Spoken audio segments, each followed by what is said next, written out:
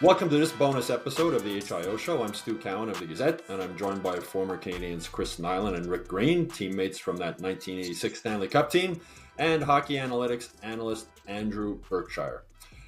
This has been a tough season, to put it mildly, for the Canadians' Josh Anderson. Knuckles, do you think he can have a bounce-back season next year? It's been underwhelming, his season. There's no question about it. I really like this kid. He has his speed. He has the ability. Listen, he's not the best finisher, but I would certainly like to see this guy be around when they finally turn the corner.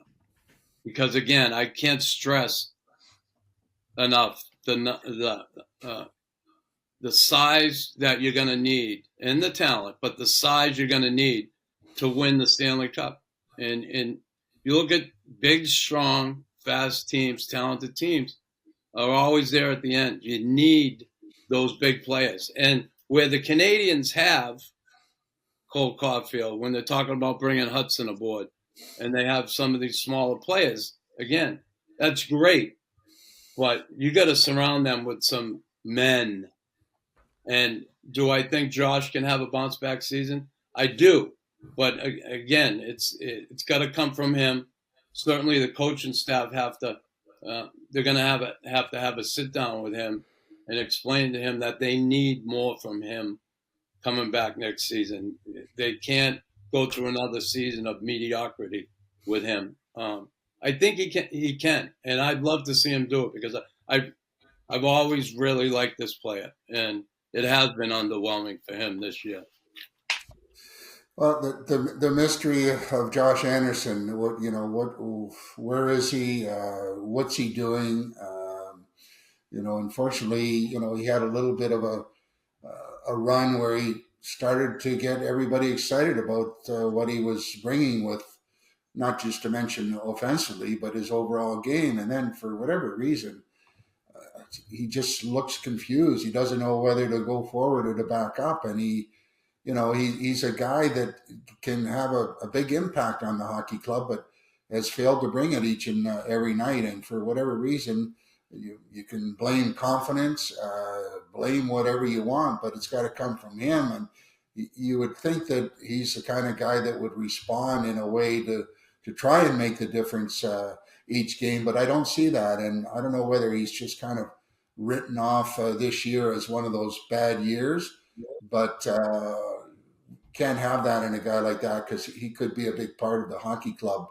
But it just looks like he's playing the year out and looking to maybe regroup next year, which I'm not totally sure that he's able to do that because we've seen it very, very inconsistently that he's shown that he can play, but then the other times don't even notice he's on the ice. So too bad because I like him, but need more from him.